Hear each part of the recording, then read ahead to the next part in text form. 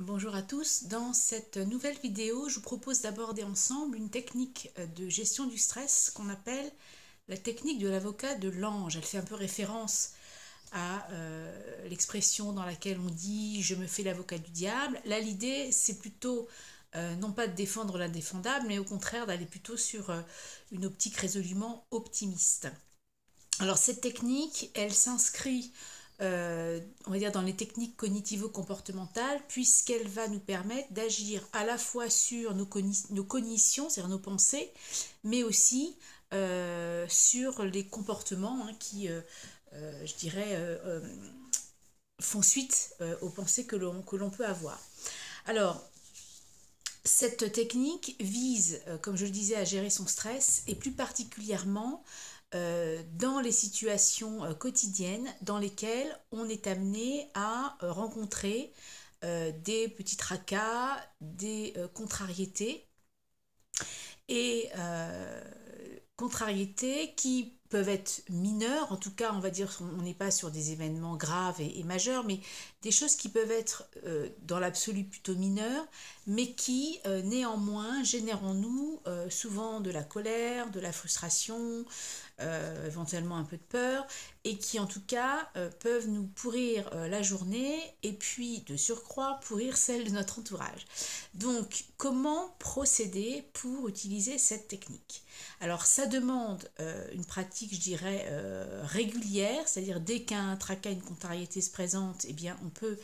pratiquer et utiliser cette technique. Et puis ça demande effectivement un effort volontaire, puisque c'est quelque chose qui est conscient et qui nous amène en fait à agir par nous-mêmes sur nos propres pensées. Le principe est le suivant: face à une situation qui peut générer de la contrariété, situation à laquelle on va être amené par exemple assez spontanément et naturellement à se dire oh merde, il s'est passé ça, et donc tout de suite à avoir une espèce de scénario catastrophe qui se met en place dans notre tête et qui va, je dirais, nous amener en fait à échafauder ou à imaginer tout un tas de connaissances négatives,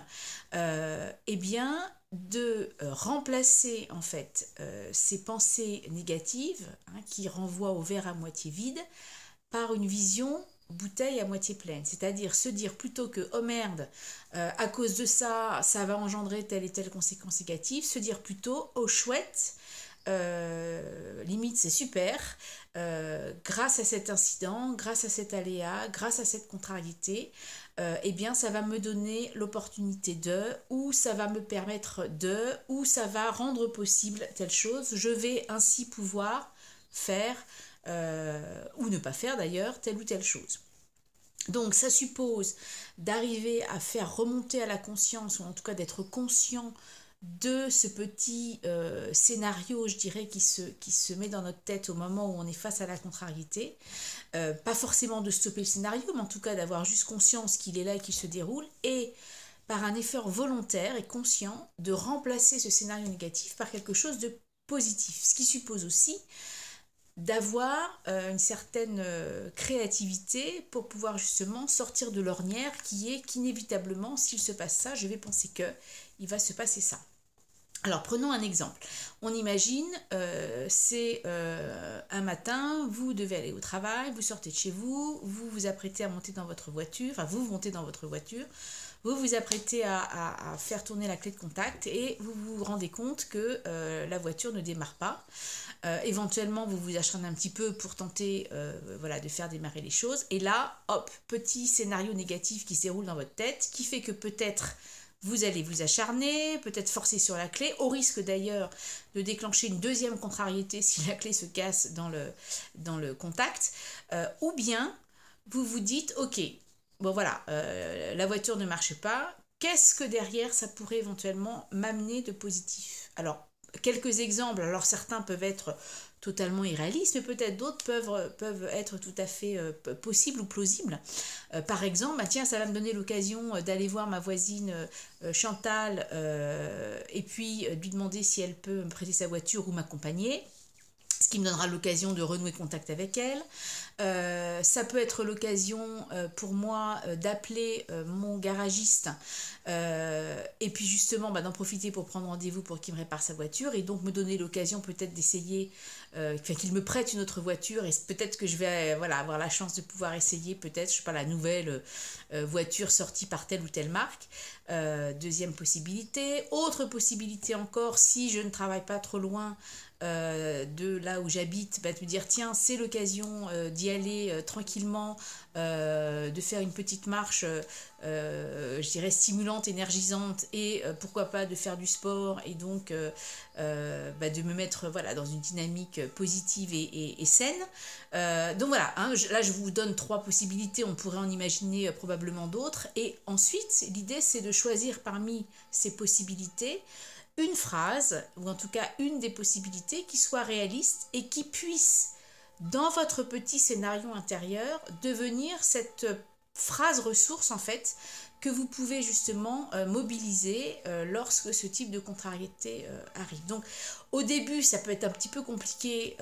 parce que parfois ben, voilà, on est vraiment pris par notre scénario négatif intérieur. Donc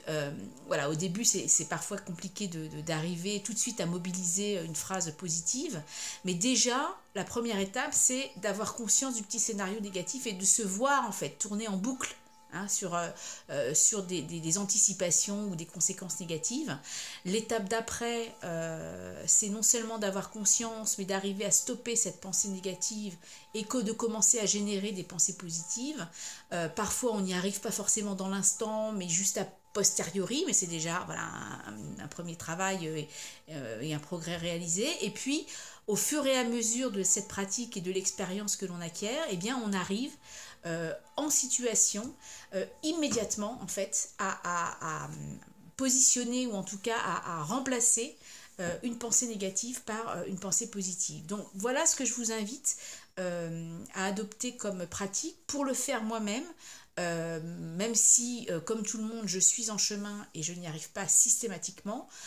cette vision positive que l'on pose sur ce qui nous arrive au quotidien, et en tout cas le fait de ne pas donner prise, ou en tout cas le moins possible à ces petites contrariétés, faut qu'on a voilà, une vision plus positive et probablement plus optimiste aussi des choses, et je pense que c'est beaucoup plus serein pour soi-même, mais aussi pour son entourage. Je vous souhaite à tous une excellente journée. À bientôt. Au revoir.